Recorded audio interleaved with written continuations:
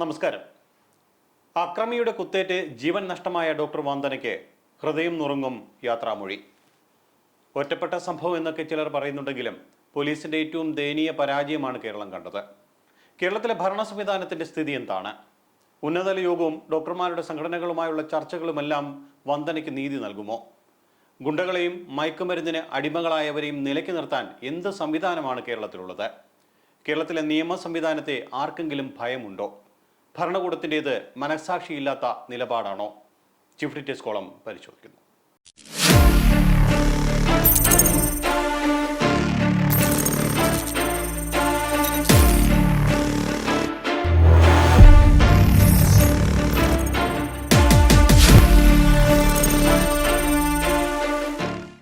സ്വാഗതം. ഇന്ന് chief editors കോളത്തിൽ എന്നോടൊപ്പം ചേരുന്നു ശ്രീ അജിത്ത്, മാധ്യമപ്രവർത്തകൻ, രാഷ്ട്രീയ നിരീക്ഷകൻ. ഡോക്ടർ വന്ദനയ്ക്ക് വിട ചൊല്ലിയിട്ട് കേരളം യാത്രാമൊഴിക്ക് നൽകിയിരിക്കുകയാണ്. വളരെ വേദനയോടെയാണ് നമ്മൾ കഴിഞ്ഞ ദിവസങ്ങളിൽ ഇന്നലെയും ഇന്നുമായിട്ടുള്ള തള്ളി നീക്കിയത്. പ്രത്യേകിച്ചും ഡോക്ടർമാരുടെ ശക്തമായ പ്രതിഷേധം പല ഭാഗത്തുനിന്നുണ്ടായി.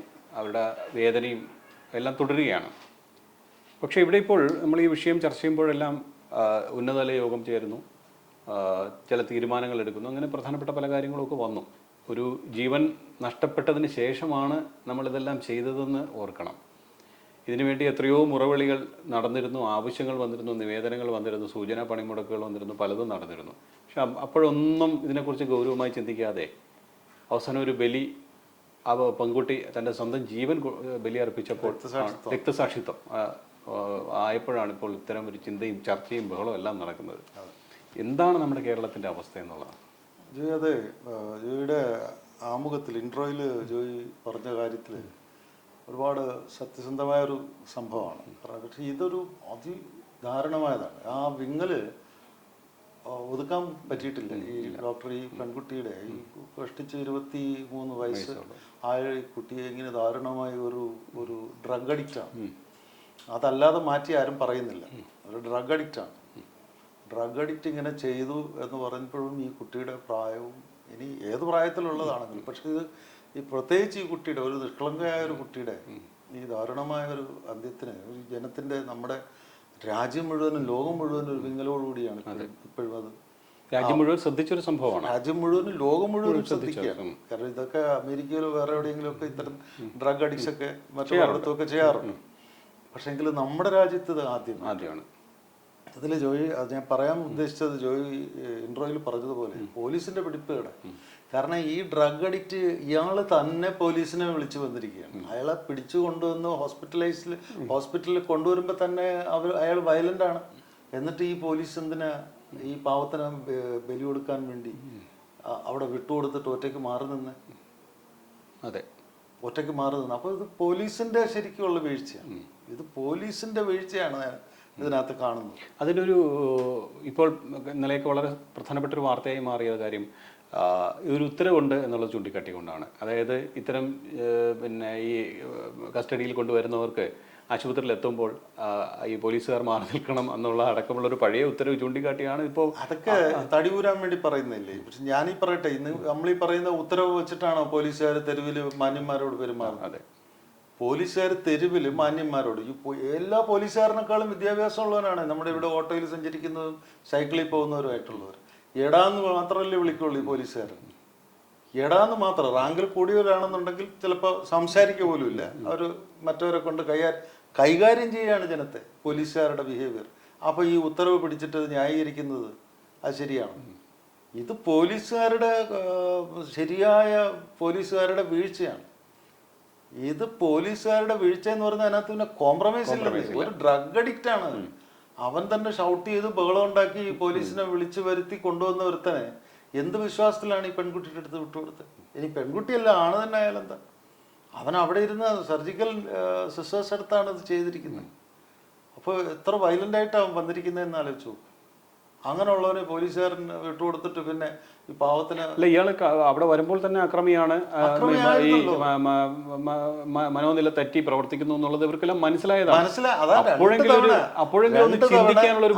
2 തവണ അവൻ തന്നെ പോലീസിനെ വിളിച്ചിരിക്കുന്നു. 2ാം തവണയാണ് പോലീസ് ഇവനിങ്ങനെ അപകടത്തിലാണ്, ഇവനെ ആക്രമിക്കുകയാണെന്നൊക്കെ പറഞ്ഞ് ഇവൻ ബഹളം ഉണ്ടാക്കുമ്പോൾ പോലീസ് രണ്ടാം തവണ പിന്നെ വന്ന ടവർ ലൊക്കേറ്റ് ചെയ്തിട്ടാണ് അവർ ചെന്ന് എടുക്കുന്നത്. അപ്പൊ പിന്നെ എന്തർത്ഥത്തിൽ വിട്ടുകൊടുത്തത്? അത് പോലീസിന്റെ അബ്സല്യൂട്ട് ആയിട്ടുള്ളൊരു വീഴ്ചയാണ്. ഇവിടെ ഈ ഗുണ്ടകളെയും അതുപോലെ തന്നെ ഈ ലഹരിക്ക് അടിമകളാകുന്നവരെയൊക്കെ അവരൊക്കെ ഏത് തരത്തിൽ ട്രീറ്റ് ചെയ്യണം എന്നുള്ളൊരു ചിന്തയൊന്നും ഈ സർക്കാരിനില്ല, അല്ലെങ്കിൽ അത്തരം പിന്നെ വിചാരങ്ങളൊന്നും നമ്മുടെ സർക്കാരിനില്ലേ? ഇവിടെ എന്താണ് ഈ ആഭ്യന്തര വകുപ്പ് കാണിച്ചു കൂട്ടുന്നത്? അത് ജോയി, ഈ സർക്കാരിൻ്റെ ഇത് ഇപ്പം ഈ നമ്മൾ ഈ ആൻറ്റി ഇൻകംബൻസിയാണ് നമ്മളിപ്പോൾ എല്ലാവരും അനുഭവിക്കുന്നത്. ഒരു തുടർഭരണത്തിൻ്റെ ദൂഷ്യഫലങ്ങളാണ് നമ്മളിപ്പോൾ അനുഭവിക്കുന്നത്. അന്ന് ചെയ്തു കൂട്ടിയ സാഹചര്യങ്ങളല്ല എന്ന് പറഞ്ഞാൽ ഈ നമ്മൾ എടുത്ത് പറയേണ്ടിയിരിക്കുന്നത് ഇപ്പോഴാണ് മാധ്യമപ്രവർത്തകർ അതിനെക്കുറിച്ച് അങ്ങനെ പറയുന്നത്. നമ്മൾ ഈ പാവപ്പെട്ട ഈ വന്ദന എന്ന് പറയുന്ന കുട്ടിയുടെ കൊലപാതകത്തിനെ നിസ്സാരവൽക്കരിക്കാൻ നമ്മൾ ഉദ്ദേശിക്കുന്നില്ല. പക്ഷേ ഇതിനെല്ലാത്തിനും കാരണം എന്ന് പറയുന്നത് ഈ ഡ്രഗ് അഡിക്സുകളെ കൈകാര്യം ചെയ്യാൻ നമുക്കിവിടെ മതിയായ നിയമമില്ല. നമ്മുടെ ഇവിടെ മതിയായ നിയമമല്ല. ഇനി ഡ്രഗ് അഡിക്സുകളെ തിരിച്ചറിയാൻ നിയമമുണ്ടോ? അതുമില്ല. ഡ്രഗ് അഡിക്ഷൻ എന്ന് പറയുന്നത് മദ്യപാനേക്കാളും ഒക്കെ വലിയ പ്രശ്നക്കാരാണ് ഈ ഡ്രഗ് അഡിക്ഷൻ എന്ന് പറയുന്നത്. അല്ല, ഈ അടുത്ത സമയങ്ങളിലായി കഴിഞ്ഞൊരു എനിക്ക് തോന്നുന്നു 2 വർഷത്തിനിടയിലായി ഈ ലഹരി മരുന്നിന്റെ ഉപയോഗം സാധാരണമായി മാറിയിരിക്കുകയാണ്. ഞാൻ പറഞ്ഞു വന്നത് രണ്ട് കാര്യങ്ങൾ, ഒരൊറ്റ ചോദ്യത്തിൽ രണ്ട് കാര്യങ്ങൾ വന്നു. ഗുണ്ടാവിളയാട്ടവും ലഹരി മാഫിയും. അതാണ് ഞാൻ പറഞ്ഞത്. ഈ ഒരു ആന്റി ഇൻകംബൻസിയുടെ ഒരു ദൂഷ്യഫലമാണ് നമ്മൾ അനുഭവിക്കുന്നത്. കാരണം CPM ഭരിച്ചിരുന്നപ്പോൾ പണ്ടും, ഇന്ന് മാത്രമല്ല, പിണറായി വിജയന് ശേഷമല്ല, അതിന് മുമ്പും അങ്ങനെ തന്നെ CPM ആണ് ഇവിടുത്തെ ക്വാറി മാഫിയ, മണൽ മാഫിയ, എല്ലാത്തരം മാഫിയകളും, ആന്റി സോഷ്യൽ ആക്ടിവിറ്റി, വനം മാഫിയ എന്നൊക്കെ പറയുന്നതെല്ലാം CPM ആണ്. മറ്റാർക്കൊക്കെ അതൊന്നും ധൈര്യപ്പെടില്ല. സംഘടിതമായ ഒരു പാർട്ടിയുടെ പിൻബലത്തോടു കൂടി ഒരു പാർട്ടിക്കാരും ചെയ്യുന്നതായിട്ട് കേരളത്തിലില്ല കേട്ടോ. കേരളത്തിലെ അനുഭവമാണ് ഞാൻ ഈ പറയുന്നത്. അപ്പോൾ ഇപ്പോൾ അവർക്ക് എന്താ ഈസി മണിയല്ലേ?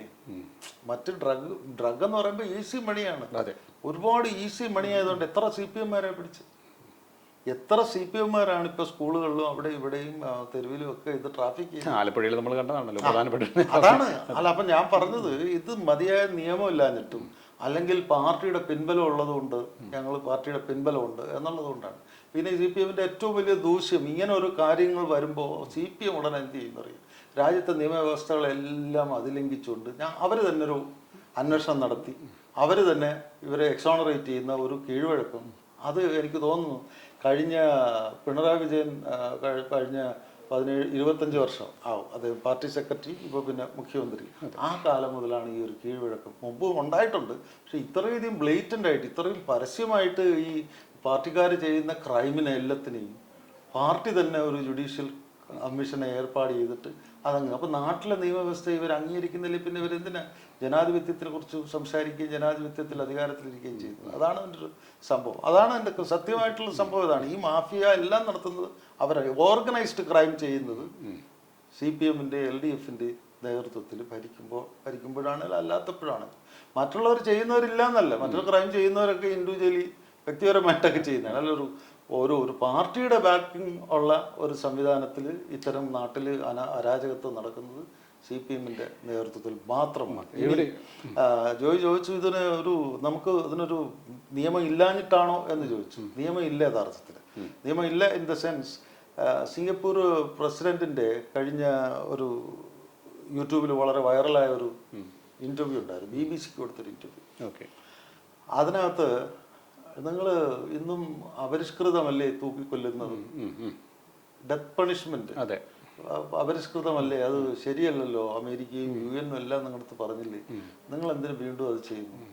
അപ്പോൾ പുള്ളി പറഞ്ഞത്, കൊക്കൈൻ തുടങ്ങിയ ഈ ഡ്രഗ്സ് തുടങ്ങിയ സാധനം ട്രാഫിക് ചെയ്യുക, എക്സ്പോർട്ട് ചെയ്യുക, ഇമ്പോർട്ട് ചെയ്യുക, എന്തെങ്കിലും ക്യാരി ചെയ്യുക, അങ്ങനെ ഏതെങ്കിലും രീതിയിൽ പിടിക്കപ്പെട്ടാൽ മാൻഡേറ്ററി ഡെത്ത് പണിഷ്മെന്റ് ആണ് ഞങ്ങൾ വെച്ചിരിക്കുന്നത്. മനസ്സിലായി? Mandatory death punishment.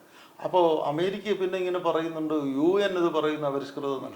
ഏറ്റവും കൂടുതൽ അമേരിക്കക്കാരായിരിക്കും പിന്നെ ഇവിടെ ഇത് ഉപയോഗിക്കാനും കടത്താനും കൊണ്ടുപോകാനും ഒക്കെ വരുന്നത് എന്നാണ് പുള്ളി വളരെ സരസമായാണ് പറഞ്ഞത്. അപ്പോൾ അല്ല, അത് മനസ്സിലാക്കണം. അപ്പം നമ്മൾ ലോകത്തിപ്പോൾ 1-ാം നമ്പറാണ് പോപ്പുലേഷനിൽ 1-ാം നമ്പർ. കേരളത്തിൻ്റെ കാര്യത്തിൽ നമ്മൾ ഏറ്റവും കൂടുതൽ, ഇപ്പോൾ ജോയി തന്നെ പറഞ്ഞല്ലോ, നമുക്ക് ഇതുണ്ട്, നമ്മുടെ റെക്കോർഡ്സ് ഉണ്ട്. ഏറ്റവും കൂടുതൽ ഡ്രഗ് അഡിക്ട്സ് ആകുന്നത് നമ്മുടെ നാട്ടില്. ഇതെന്തുകൊണ്ടാണ്? ഇത് യഥാർത്ഥത്തിൽ എന്തുകൊണ്ടെന്ന് പറഞ്ഞു കഴിഞ്ഞാൽ വിവിധങ്ങളും വ്യത്യസ്തങ്ങളുമായ സ്വാധീനങ്ങൾക്ക്, ഈ എക്സ്റ്റേണൽ ഇൻഫ്ലുവൻസ്, നമ്മൾ പറയുന്ന സ്ട്രേഞ്ച് ഇൻഫ്ലുവൻസുകളൊക്കെ വന്ന് പിടിക്കപ്പെടുകയാണ്. അത് പിള്ളേരെ, കൗമാരക്കാരെ പിടിക്കുക എന്ന് പറയുമ്പോൾ അവരുടെ പ്രായത്തിൻ്റെ ഒരു ബലഹീനതയായിട്ടാണ് ഇത് പോകുന്നത്. അത് കഴിഞ്ഞുള്ള, ഇതിപ്പോൾ ഒരു അധ്യാപകനാണ്, ഇദ്ദേഹത്തിന് സാമൂഹികമായ കുടുംബപരമായ എന്തെങ്കിലും സ്ട്രെസ്സോ സ്ട്രെയിനോ കാണും. എല്ലാ മനുഷ്യർക്കും വിവിധങ്ങളും വ്യത്യസ്തമായ പ്രഷറുണ്ട്. പ്രഷറിൽ നിന്നും രക്ഷപ്പെടാൻ വേണ്ടി അവലംബിക്കുന്ന ഒരു മാർഗമാണ് ഡ്രഗ്. ഇത് മദ്യത്തിൽ കിട്ടാത്തൊരു സാധനമാണ്. ഇത് പല രീതിയിലാണ് പലരും പ്രവർത്തിക്കുന്നത്. എനിക്ക് തോന്നുന്നു 80കളിൽ ഞാൻ ഈ ഒരു സംഭവം വായിച്ചത്, ഒരു അധ്യാപകന്റെ മകനാണ്, 2-3 മക്കളുണ്ട്. ഇളയവൻ എന്ന് പറയുന്നവൻ ഈ പറഞ്ഞ അന്ന് കഞ്ചാവാണ്, അന്ന് ഈ കൊക്കൈനും ഷുഗറും അത് ഇതൊന്നുമില്ല. ഒലക്ക എടുത്തടിച്ചു കൊന്നു, അപ്പനെ ഒലക്ക എടുത്തടിച്ചു കൊന്നു. ഇതിന്റെ അപ്പൊ ആ ഡ്രഗ്സിന്റെ ഉപയോഗം ഇന്നത്തെ സംഭവമല്ല, ഇന്നത്തെ മാത്രം സംഭവമല്ല. ഇന്നത്തെ ഈ പറഞ്ഞ യഥാർത്ഥ ഈ പെട്ടിയെ പോലീസുകാർ ബലി കൊടുത്തതാണ്, പോലീസുകാരുടെ പിടിപ്പുകേടുണ്ട്. ഇപ്പൊ നമുക്ക് എന്താ മാർഗം എന്ന് ചോദിച്ചാൽ, ഈ സിംഗപ്പൂരിലെ പോലെ കേരളത്തിന് അങ്ങനെ നിയമമായിട്ട് ഉണ്ടാക്കാൻ പറ്റുമെന്ന് തോന്നുന്നില്ല. പക്ഷെ കേരളത്തിൽ ഈ പറഞ്ഞ രീതിയിൽ പാർട്ടി അങ്ങനെ ആരെയും വളർത്താൻ ഉദ്ദേശിക്കുന്നില്ല. പാർട്ടി പിൻബലത്തിൽ ആരും അങ്ങനെ കാശുകാരനാകണ്ട ഇങ്ങനെ ഒരു ആന്റി സോഷ്യൽ ആക്ടിവിറ്റി ചെയ്തിട്ട് രാജ്യദ്രോഹ കുറ്റമാണ്, സാമൂഹ്യ ദ്രോഹമില്ലേ. അങ്ങനെയുള്ളത് പാർട്ടിയുടെ പിൻബലത്തിൽ ചെയ്യില്ല എന്ന് CPM തീരുമാനിച്ചാൽ കുറയാവുന്ന കാര്യങ്ങളേ ഉള്ളൂ. 2 പോലീസുകാരുടെ നെക്സസിൽ ഇത്തരം ക്രിമിനലുകളും, നിങ്ങളുടെ ജോയി പറഞ്ഞ അതേ ഭാഷ പറയാണ്, ഗുണ്ടായിസവും ഈ മാഫിയയും ഈ ഡ്രഗിന്റെ വ്യാപനവും പോലീസുകാരുടെ കൂടെ ഒത്താശയുണ്ട് പലർക്കും. ഈസി മണിയാണ് ഇത് ചെയ്യുന്നവർക്കും ഇതിന് അനുവാദം കൊടുക്കുന്ന പോലീസുകാർക്കും. കഴിഞ്ഞ ദിവസം ഈ സിനിമാ മേഖലയുമായി ബന്ധപ്പെട്ട് ഇത്തരം വിഷയം വന്നല്ലോ, ഈ ലഹരി മാഫിയയുടെ. അതിൽ പല പ്രധാനപ്പെട്ട റിപ്പോർട്ടായി വന്നത് നിരവധി പോലീസുകാർ ഇപ്പോൾ സിനിമയിൽ അഭിനയിക്കുന്നുണ്ട്.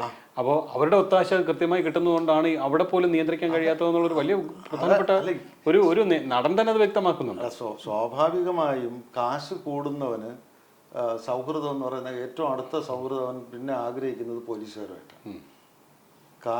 അവിഹിതമായി കാശുണ്ടാക്കാൻ താല്പര്യമുള്ളവനോ കാശുണ്ടാക്കുന്നവനോ ഏറ്റവും അടുപ്പം കൂടുതൽ ഉണ്ടാക്കാൻ ഏറ്റവും ആദ്യം ചെയ്യുന്ന പരിപാടി പോലീസുകാരനായിട്ടും രാഷ്ട്രീയക്കാരുമായിട്ടും സൗഹൃദം ഉണ്ടാക്കുക. കാരണം അവിഹിതമായിട്ടാണ്, അവന് ബോധ്യമുണ്ട്.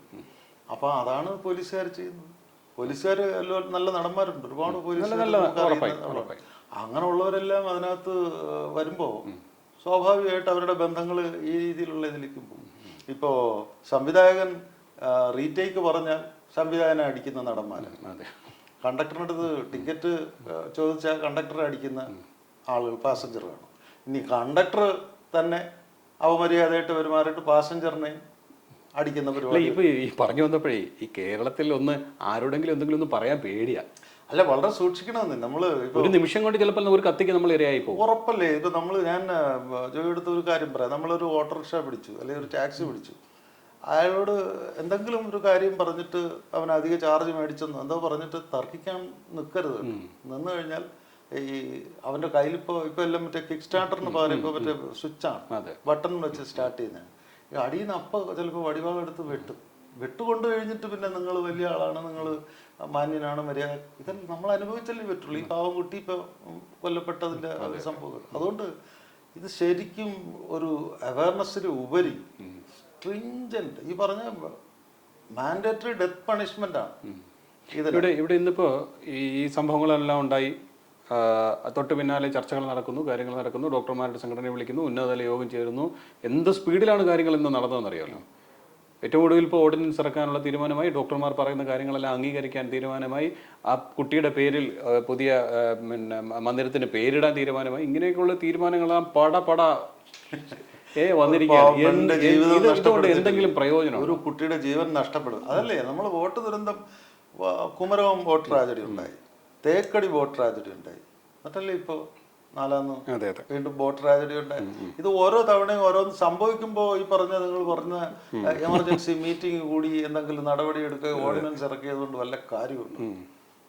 ഇതിന് റൂട്ട് കോസ് എന്താന്ന് വെച്ചാൽ അതല്ലേ നമ്മൾ പിടിക്കേണ്ടത്. ഇപ്പൊ ഇവിടെ നമ്മുടെ കേരളത്തിന് വേറൊരു ഒരു മോശമായ ഒരു സാഹചര്യം എന്ന് പറയുന്നത് ഈ അന്യസംസ്ഥാന തൊഴിലാളികൾ വരുന്നത് തന്നെ ഈ സാധനം കണ്ട അവരിങ്ങനെ യഥേഷ്ടം വന്നു പോകുന്നു. അത് നമുക്കൊന്നും പറയാൻ പറ്റില്ല. ഇന്ത്യയുടെ ഭാഗമല്ലേ, നമ്മുടെ അതിഥികളാണ്. നമ്മുടെ അതിഥി തൊഴിലാളികളാണ്.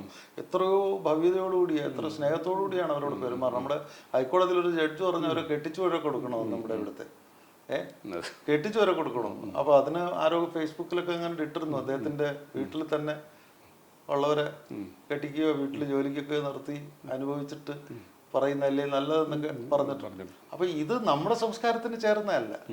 ഈ ഇത്രയും ഇത് നമ്മൾ മദ്യത്തിന്റെ കാര്യത്തിൽ മാത്രമേ കൺസേൺ ആയിരുന്നുള്ളൂ. ഈ ലഹരി ഉപയോഗം പണ്ട് 80കളിലൊക്കെ ഉണ്ടെങ്കിൽ വളരെ കുറവായിരുന്നു. അടുത്ത കാലത്താണല്ലോ ഇത്രയും. അത് ഈ മയക്കുമരുന്നിന്റെ ഉപയോഗം തന്നെയാണ് നമ്മുടെ ആ ഒരു വികാരവും സ്നേഹമില്ലായ്മയും മനുഷ്യത്വമൊക്കെ ഇല്ലാതാക്കി. അതെ, അത് തന്തയെ കൊല്ലും അമ്മയെ കൊല്ലും. ഈ പറഞ്ഞ ഡ്രഗ്സ് എന്ന് പറയുന്നത് മദ്യത്തിനേക്കാൾ ഭയങ്കര അപകടമാണ് ഡ്രഗ്സ്. പല രീതിയിലാണ് പെരുമാറുന്നത്. ചിലർ മിണ്ടില്ല, ചിലർ കരയും, ചിലർ ചിരിക്കും, ചിലർ പറഞ്ഞ പോലെ വഴിയിൽ കാണുന്നവരെ അടിക്കും, ചിലരെ കൊല്ലും. അപ്പനെന്നോ അമ്മയെന്നോ ആരെയൊന്നുമില്ല, ആരെയും വേണേ കൊല്ലാം. അപ്പൊ ഇത്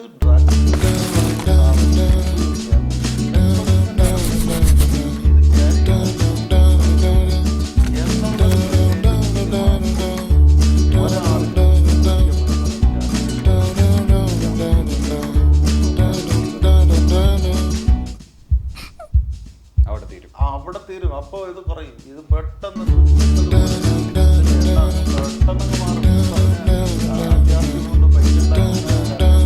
സംസ്കാരശുദ്ധിയുള്ള വിദ്യാഭ്യാസത്തിന്റെ ചവിട്ടുപടിയിൽ നിങ്ങൾക്കൊപ്പം ശ്രീ ഗോകുലം എഡ്യൂക്കേഷണൽ ഇൻസ്റ്റിറ്റ്യൂഷൻസ്. എന്തോന്നടേ ഇത് ഭൂമിയിലൊക്കെ ആകാമൊത്ത ഒരാട്ടം. അതെ, അമ്മയുടെ ഇയർ ബാലൻസ് പോയി കിടക്കുന്നതാ. അതെങ്ങനാ ആശുപത്രി പോകാൻ പറഞ്ഞ കേൾക്കത്തില്ലല്ലോ. അതിനിവിടെ ഏത് ആശുപത്രിയാടി നല്ലതുള്ളത്?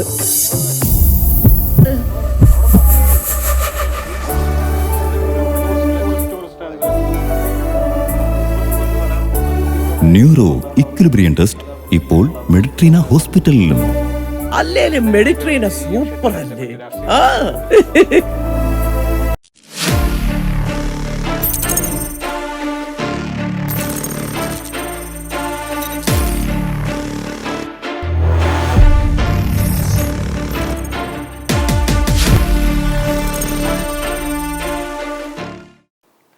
ചുവട് ടെസ്റ്റ് കോളം തുടരുന്നു. നമുക്ക് ഞാൻ ഈ ചർച്ച ചെയ്ത് വന്നതുപോലെ തന്നെ ഈ ഇപ്പോഴത്തെ ഈ നിയമ സംവിധാനത്തെ ആർക്കും ഭയമില്ലേ എന്നുള്ളൊരു ചോദ്യം സജീവമായി വരുന്നുണ്ട്. എന്തും നടത്താം അല്ലെങ്കിൽ എങ്ങനെയും പോകാം എന്നുള്ളൊരു ചിന്ത വളരെ വ്യാപകമാകുന്നു എന്നാണ് എനിക്ക് തോന്നുന്നത്. പല സംഭവങ്ങൾ, നേരത്തെ ബോട്ടിൻ്റെ കാര്യം നമ്മൾ പറഞ്ഞു പോയി, തൊട്ട് പിന്നാലെയാണ് അത്. ആ ദുരന്തം ഒന്ന് മാറിയില്ലല്ലോ, കഴിഞ്ഞില്ല. ഇപ്പോഴും അത് ആ വിഷയം മറ്റൊരു വിഷയത്തിലേക്ക് വന്നതുകൊണ്ട് അതൊന്ന് അടഞ്ഞു. ഇവിടെ അതുകൊണ്ടൊരു ഗുണമുണ്ട്. എന്താണെന്നറിയോ, ഇവിടുത്തെ പല രാഷ്ട്രീയ വിഷയങ്ങളും ഇപ്പോൾ ചർച്ച ചെയ്യപ്പെടുന്നില്ല. പല പ്രധാനപ്പെട്ട മന്ത്രിമാരായാലും ക്യാമറ ആയാലും മറ്റു വിഷയങ്ങളെല്ലാം ഇതിലങ്ങ് പോകുന്നുണ്ട്. നമ്മുടെ തൊഴിലല്ലേ ജോയി? നമ്മൾ പത്രപ്രവർത്തകരുടെ തൊഴിലെന്താണ്? നമുക്ക് അതാത് ദിവസങ്ങളിൽ അതാത് സമയങ്ങളിൽ ഉണ്ടാകുന്ന ഇഷ്യൂ നമ്മളതും കൊണ്ട് അതുകൊണ്ട് മറ്റൊരു ഗുണമുണ്ടാകുന്ന രാഷ്ട്രീയക്കാർക്ക് അതുകൊണ്ട് നേട്ടം ഭയങ്കര നേട്ടമാണ്. ഇപ്പൊ തന്നെ രാഷ്ട്രീയം പറയേണ്ടി വന്നതുകൊണ്ട് പറയുകയാണ് ആരോഗ്യമന്ത്രിയുടെ പ്രസ്താവന. അൺഫോർച്ചുനേറ്റ്ലി അവർ നമ്മുടെ ഒരു ഫ്രട്ടേണിറ്റി പെട്ട ഒരു ലേഡി ആയിരുന്നു പണ്ട്. പക്ഷെ ഇപ്പൊ അവർ കളഞ്ഞ CPM ആയിട്ട് മാറിയിരിക്കുന്നു. എന്ത് പറയണോ ഏത് പറയണമെന്നറിയില്ല. അപ്പൊ നമുക്കൊക്കെ ഇപ്പൊ ആക്ഷേപമായിട്ട് നമ്മുടെ അടുത്തൊക്കെ അറിയുന്ന സുഹൃത്തുക്കള്, ഇവര് പത്രപ്രവർത്തകയായിരുന്നല്ലോ എന്ന് പറയുന്ന സുഹൃത്തുക്കള് നമ്മളോട് പലരോടും ചോദിക്കുന്നു. എന്ത് വിശദമായി ചർച്ചകളൊക്കെ നമ്മൾ രസകരമായി കണ്ടിരിക്കുവായിരുന്നു. അല്ല, നല്ല ഇന്റർവ്യൂ നടത്തുന്നത്, നല്ല ഇന്റർവ്യൂ. ഇവിടെ പ്രശ്നം അവര് ഒരിക്കലും ഒരു ഹാർഡ് കോർ ഞാനോ ജോയിയോ ഒക്കെ വന്നതുപോലെ റിപ്പോർട്ടിങ്ങിന് ഫീൽഡിൽ ഇറങ്ങിയിട്ടില്ല. ഇവര് ഡെസ്കിലിരുന്ന് വാർത്ത ഉണ്ടാക്കുകയോ ഡിസ്കഷൻ നടത്തുകയോ ഒക്കെ ചെയ്തിരുന്നു. നല്ല ആങ്കറായിരുന്നു. പക്ഷെ ഇപ്പോൾ ഈ പറഞ്ഞ രീതിയിൽ ജനത്തിന് ഇഷ്ടപ്പെടാത്ത അല്ലെങ്കിൽ ഇത്തരം സംഭവങ്ങളിൽ പറയാൻ പാടില്ലാത്ത വാക്കുകൾ അവരിൽ നിന്ന് വന്നു. അത് ചിലപ്പോൾ ഇനി എന്താണെന്ന് ഇനി നമ്മളായിട്ട് ഇനി അതിന് ദുർവ്യാഖ്യാനമൊന്നും ചെയ്യില്ല. മനുഷ്യ സഹജമായിട്ട് വന്നതെന്ന് പറഞ്ഞ് നിസ്സാരവൽക്കരിക്കാനും പറ്റില്ല. എന്തായാലും അവരിൽ നിന്നും ഒരിക്കലും ഉണ്ടാകാൻ പാടില്ലാത്ത ഒരു സംഭവമാണ്. ഇനി ഇതിൻ്റെ യഥാർത്ഥ പ്രശ്നം നേരത്തെ ഇപ്പോൾ നമ്മൾ പറഞ്ഞത് തന്നെയാണ്. ഇതൊരു ഓർഗനൈസ്ഡ് ക്രൈമാണ്. ഒരു പാർട്ടിയുടെ കീഴിൽ നടത്തുന്ന സംഭവമാണ്. ഇനി ഈ ഡോക്ടേഴ്സിൻ്റെ കാര്യം നമ്മൾ ശ്രീ ഗണേഷ് കുമാർ, KV ഗണേഷ് കുമാർ മുൻ മന്ത്രിയായിരുന്നു. നല്ലൊരു പാർലമെന്ററിയാണ്, നല്ല അസൽ പെർഫോമൻസാണ്. അതായത് ഈ കഴിഞ്ഞ അസംബ്ലിയിൽ പോലും ആരോഗ്യ വകുപ്പിലെ ഡോക്ടർമാരെ അടി കൊടുക്കണമെന്ന് പറഞ്ഞിട്ട് പത്തനാപുരത്ത് അദ്ദേഹം അത് പറയും. അത് കഴിഞ്ഞിട്ട് അത് പറഞ്ഞ് വിവാദമായി. ഇപ്പം നിയമസഭയിൽ അദ്ദേഹത്തിന് പ്രസംഗിക്കും. അപ്പം നിയമസഭയിൽ നമ്മൾ ഈ പിണറായി വിജയൻ സർക്കാരിൻ്റെ ഒരു രീതി അനുസരിച്ച് ഭരണകക്ഷിയിലെ ഭരിക്കുന്ന ഏതെങ്കിലും ഒരു വകുപ്പിനെ കുറിച്ചൊന്നും അങ്ങനെ ആർക്കും സംസാരിക്കാൻ സമയം കൊടുക്കില്ല. നമുക്കറിയാമല്ലോ, പ്രതിപക്ഷത്തിന് ഒരവസരവും കൊടുക്കുന്നില്ല. ഇത് ഭരണപക്ഷത്തുള്ള ഒരു MLA തന്നെ ഇത് പറയുമ്പോൾ പറയുന്നു, എനിക്ക് സഹോദരിയെ പോലെയാണ് ആരോഗ്യമന്ത്രി, വളരെ നന്നായിട്ട് പെർഫോം ചെയ്യുന്നു എന്നൊക്കെ പറഞ്ഞിട്ട് തന്നെ അദ്ദേഹം പറഞ്ഞൊരു കാര്യമുണ്ട്. ഇവരെ അടി കൊടുക്കണമെന്ന് പറഞ്ഞതിൻ്റെ സാഹചര്യം പത്തനാപുരത്തുള്ള ഒരു മുസ്ലിം സ്ത്രീയാണ്. ചക്ക വെട്ടിയതുപോലെ ഒരറ്റത്തു നിന്നും മറ്റേ അറ്റം വരെ മുറിച്ച് തുറന്നു വെച്ചിട്ട് പഴുപ്പ് കയറി നാശമായിരിക്കുന്നു. തയ്യലിടുകയോ ട്രീറ്റ് ചെയ്യുകയോ ചെയ്യാതെ എത്രയെങ്കിലും തവണ അവരെ ജില്ലാ ഹോസ്പിറ്റലിൽ വരുത്തുകയും പറഞ്ഞയക്കുകയും ചെയ്തു. എന്തായിരിക്കും ഉദ്ദേശം എന്നുള്ളത് നമുക്കറിയില്ല. എനിക്ക് തോന്നുന്നത് പൈസയ്ക്ക് വേണ്ടിയായിരിക്കും. ഇങ്ങനെ തുറന്നു വെച്ചിട്ട് ഇത്ര നീചനായിട്ടുള്ള ഒരു ഡോക്ടറായിരിക്കണം അത്. എല്ലാവരെയും നമ്മൾ പറയുന്നില്ല. ഒരു മനുഷ്യനും, ലോകത്തെ ഒരു മനുഷ്യനും ഒരു വൈദ്യൻ്റെ ഒരു ഡോക്ടറുടെ സഹായം ഇല്ലാതെ എന്നെങ്കിലും മരിക്കാമെന്ന് വിചാരിക്കാൻ പറ്റില്ല. മരിക്കുന്നതിന് മുമ്പ് കുടുംബത്തിലോ സ്വന്തമായിട്ടോ ഒരു ഡോക്ടറുടെ സഹായം വേണം. അപ്പോൾ അത് അത്യന്താപേക്ഷിതമായ ഒരു കൂടെ എപ്പോഴും മനുഷ്യന് ആവശ്യമുള്ള ഒരു സർവീസാണ്. പക്ഷെ അതിനിടയ്ക്ക് ഒരു 10% ഇതുപോലെ നീചന്മാരുണ്ട്. സർജറിക്ക് കൈക്കൂലി കിട്ടിയാൽ, സർക്കാർ ജോലി ചെയ്യുന്നതിനായിരുന്നു, സർജറിക്ക് കൈക്കൂലി കിട്ടിയാലേ ഓപ്പറേഷൻ ചെയ്യുള്ളൂ. ഇങ്ങനെ തുറന്നു ഓപ്പണാക്കി വെച്ച് പഴുപ്പെടുത്ത് ഇങ്ങനെ ഒരു സ്ത്രീ ഇങ്ങനെ ചക്ക വെട്ടിയതുപോലെ അദ്ദേഹം പ്രസംഗിച്ചതാണ്. ഈ ഒരു സാഹചര്യത്തിൽ ആ ഡോക്ടറെ കുറിച്ച് എന്ത് ചെയ്യാനാണ്? അയാളെ കുറിച്ച് നമ്മൾ എന്ത് പറയാനാണ്? ഇനിയുണ്ടൊരു സംഭവം. ഇനിയിപ്പോൾ പ്രധാനപ്പെട്ടത് ഈ സർക്കാരിൻ്റെ വേറൊരു പ്രശ്നം, ഈ ശ്രീറാം വെങ്കട്ടരാമൻ, നമ്മുടെ കൂട്ടത്തിൽപ്പെട്ട ചെറുപ്പക്കാരനായിട്ടുള്ള KM ബഷീർ, പ്രിയപ്പെട്ട സുഹൃത്തും, നമ്മുടെ നിങ്ങളുടെയൊക്കെ ഏജ് ഗ്രൂപ്പിൽ വരുന്നതാണോ എനിക്കറിയില്ല. ജൂനിയറാണ്. നല്ലൊരു പയ്യന, വളരെ ചേട്ടാന്ന് വിളിക്കുന്ന അത്രയും മാധുര്യത്തോടുകൂടി നമ്മൾ കാണുന്ന ഒരു നല്ലൊരു പയ്യന. ഈ പയ്യന മൃഗീയമായി പെർപ്പസ്ഫുൾ എന്ന് ഞാൻ പറയുന്നുള്ളൂ. ഇന്നും പെർപ്പസ്, അതിന്റെ പിന്നിലുള്ള സാഹചര്യം എന്തിനാണ് ശ്രീറാം വെങ്കട്ടരാമൻ ഇവനെ കാറടിച്ച് കൊന്നു എന്നുള്ളതിന്റെ കാരണവും ഒക്കെ നമ്മുടെ മാധ്യമപ്രവർത്തകർക്ക് അറിയാം. പക്ഷേ അയാൾ ഡോക്ടറാണ് ശ്രീറാം വെങ്കട്ടരാമൻ. അത് കഴിഞ്ഞ് IAS കിട്ടിയവനാണ്. ഈ ജനറൽ ഹോസ്പിറ്റലിൽ അവനെ കൊണ്ടുപോയിട്ട്, ഈ ശ്രീറാം വെങ്കട്ടരാമനെ കൊണ്ടുപോയിട്ട്, സാധാരണ ഒരു മാന്യനെ സൈക്കിളിൽ വെട്ടി പോകുമ്പോൾ മദ്യപിച്ചിട്ടുണ്ടെന്നുണ്ട് അപ്പ കുത്തി പോലീസുകാരൻ തന്നെ കത്തിയെടുത്ത് കുത്തി ബ്ലഡ് പരിശോധിക്കുന്ന സംസ്കാരമുള്ള കേരളത്തിൽ ഈ ജനറൽ ഹോസ്പിറ്റലിൽ ചെന്നിട്ട് അവിടെ മണിക്കൂറുകൾ ഇട്ടിട്ട് ബ്ലഡ് ടെസ്റ്റ് ചെയ്യുന്നില്ല. അവിടെ നിന്ന് 18 മണിക്കൂർ കിംസ് ഹോസ്പിറ്റൽ, സ്വകാര്യ ഹോസ്പിറ്റലിൽ കൊണ്ടുപോയി 18 മണിക്കൂർ ബ്ലഡ് ടെസ്റ്റ് ചെയ്യാതെ ഡ്രിപ്പും കൊടുത്ത്, എനിക്ക് തോന്നുന്നു ഡയാലിസിസ് വരെ നടത്തിയിരിക്കും. എല്ലാം ചെയ്തു. അപ്പൊ അതിന് കൂട്ടുനിന്ന എത്ര ഡോക്ടർമാർ, അവരെ ക്രിമിനലുകൾ എന്നല്ലേ പറയുന്നത്. ഈ ശ്രീറാം വെങ്കട്ടരാമൻ എന്ന് പറയുന്ന ഒരു ക്രിമിനലിനുപരി ഈ ക്രിമിനലിനെ ഒരു പാവപ്പെട്ട ഒരു പയ്യനെ ഇടിച്ച് കാറിടിച്ച് നിഷ്ഠൂരം കൊലപാതകം ചെയ്തവന് കൂട്ടുനിന്ന ഡോക്ടർമാരെന്ത് പറയണം? നമ്മൾ പറയുമ്പോൾ എല്ലാം പറയണ്ടേ? എനിക്കൊരു 3 ഡസൻ ഡോക്ടേഴ്സ് സുഹൃത്തുക്കള്, ക്ലാസ്സിൽ കൂടെ പഠിച്ചത്, ബന്ധുക്കള് ഒക്കെ ആയിട്ടുള്ള ഇവരാരും ഇത്തരം ഒരു അപകടത്തിലോ ഒരു സാഹചര്യത്തിലോ പെട്ടതായിട്ട് നമുക്കറിയില്ല. ഉണ്ടെങ്കിൽ നമ്മൾ തിരുത്തുകയും ചെയ്യും.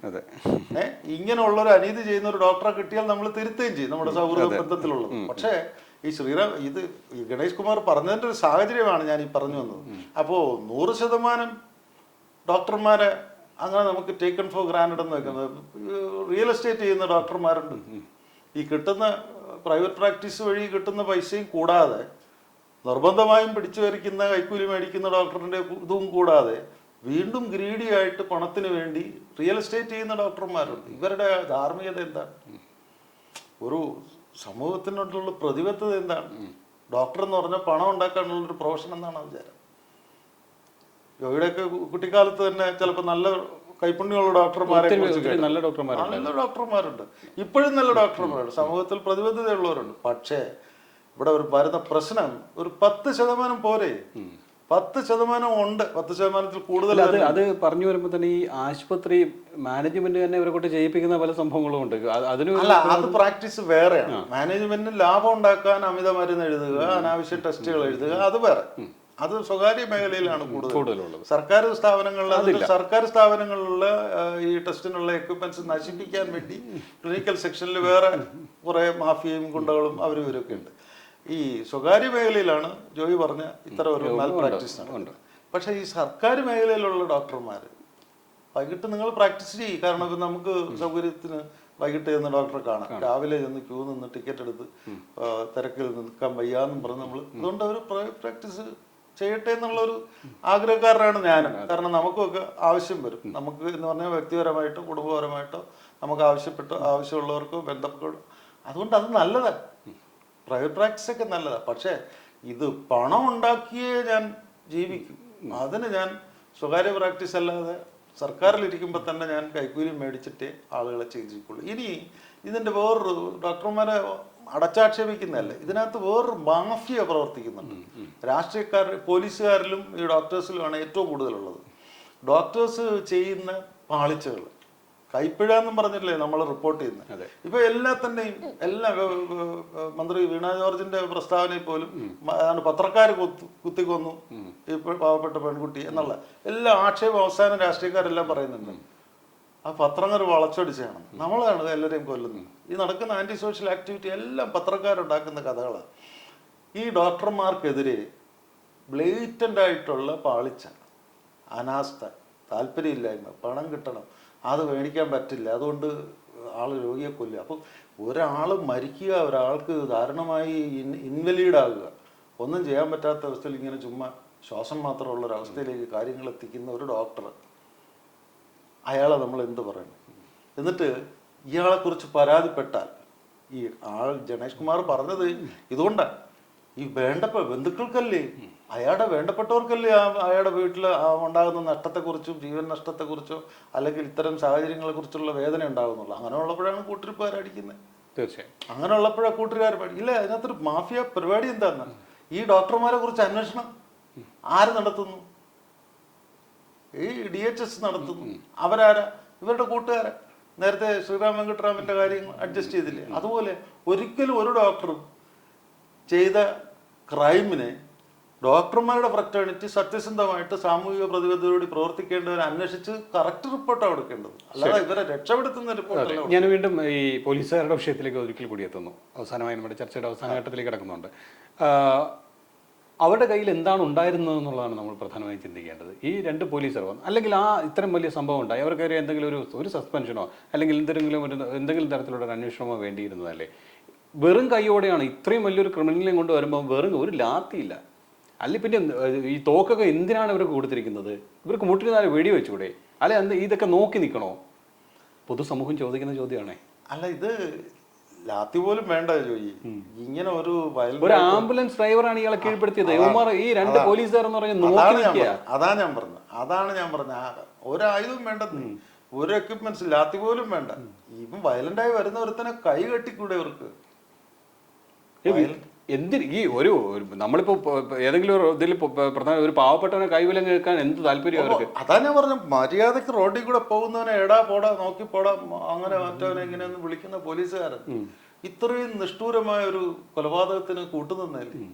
അപ്പൊ അവന് കീഴ്പ്പെടുത്താൻ അറിയില്ല, വയലന്റായിട്ട് വരികയില്ലേ? തീർച്ചയായും നടപടി സ്വീകരിച്ചല്ലേ ചെയ്യണ്ടേ? അവന്റെ കൈയും കാലും കെട്ടിയിട്ടുണ്ടേ, അതല്ലേ ചെയ്യേണ്ടിയിരുന്നു. അതൊന്നും ചെയ്യാതെ വന്നിട്ട് ഇനി പോലീസുകാരുടെ സംഘടനയുണ്ട്.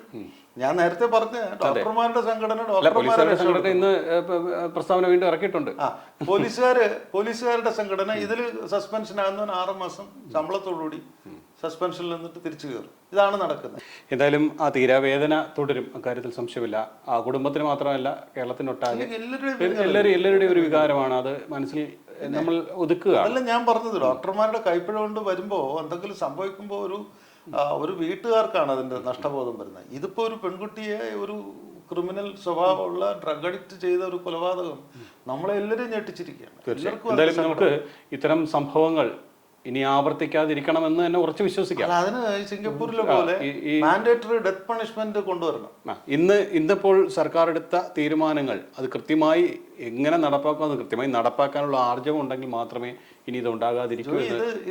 ഇപ്പൊ നമ്മൾ ഇപ്പോഴത്തെ IAS കളക്ടർമാരായിരിക്കുന്നവരെല്ലാവരും തന്നെ ഡോക്ടേഴ്സാണ്. ഇപ്പോഴും നമ്മുടെ additional chief secretary doctor V Venu, അദ്ദേഹത്തിൽ നിന്നും ഇങ്ങനെയുള്ള വളരെ മനുഷ്യത്വമുള്ളൊരു മനുഷ്യനാണ്. വളരെ നല്ലൊരു അപ്രൈറ്റ് ആയിട്ടുള്ളൊരു ഉദ്യോഗസ്ഥനാണ്. പക്ഷേ എത്ര പേരാണ് ഇപ്പോൾ IAS ഡോക്ടേഴ്സായിട്ടുള്ളവർ വരുന്നത്? ഇവർ ബ്യൂറോക്രാറ്റ്സ് ആയിട്ടിരിക്കുമ്പോൾ അതാണ് ഈ ബ്യൂറോക്രാറ്റായ ശ്രീറാം വെങ്കിട്ടരാമൻ്റെ ഒരു ഓക്കെ, ചെയ്തിയെ നമ്മളെ ഓർമ്മിപ്പിക്കുന്നത്. തീർച്ചയായും. എന്തായാലും നമുക്ക് ഇനി ഇത് ആവർത്തിക്കരുത്, ഇതൊരു ഒറ്റപ്പെട്ട സംഭവം എന്ന് ഡിവൈഎഫ്ഐ പറയുമ്പോഴും ഇനി ഇത്തരം കാര്യങ്ങൾ ആവർത്തിക്കരുത്, ഇങ്ങനൊരു വാർത്ത നമ്മൾ റിപ്പോർട്ട് ചെയ്യരുത്, ഇത്തരമൊരു വാർത്ത കേരളം കേൾക്കരുത് എന്ന് മാത്രമേ പറയാനുള്ളൂ. അത് സംഭവിക്കുമെന്ന്, അങ്ങനെ തന്നെ മുന്നോട്ട് പോകുമെന്ന് നമുക്ക് പ്രതീക്ഷയോടെ കാത്തിരിക്കാം. അത് കാത്തിരിക്കുക മാത്രമേ നിവർത്തിയുള്ളൂ. എന്തായാലും ആഗ്രഹിക്കാനേ പറ്റുള്ളൂ. ഭരണകൂടം വേണ്ട നടപടികൾ സ്വീകരിക്കട്ടെ. ഈ ക്രിമിനലുകളെ കൈകാര്യം ചെയ്യേണ്ട രീതിയിൽ കൈകാര്യം ചെയ്യുക. വെടിവെച്ച് കൊല്ലണമെങ്കിൽ വെടിവെച്ച് കൊല്ലണം. അതാണ് മാൻഡേറ്ററി ഡെത്ത് പണിഷ്മെന്റ്. തീർച്ചയായും. നന്ദി ശ്രീ അജിത്ത് ഈ വിഷയത്തിൽ സംസാരിച്ചതിന്. ചീഫ് ഡെസ്ക് കോൾ ഇന്നോട് പൂർണ്ണമാകുന്നു. നമസ്കാരം.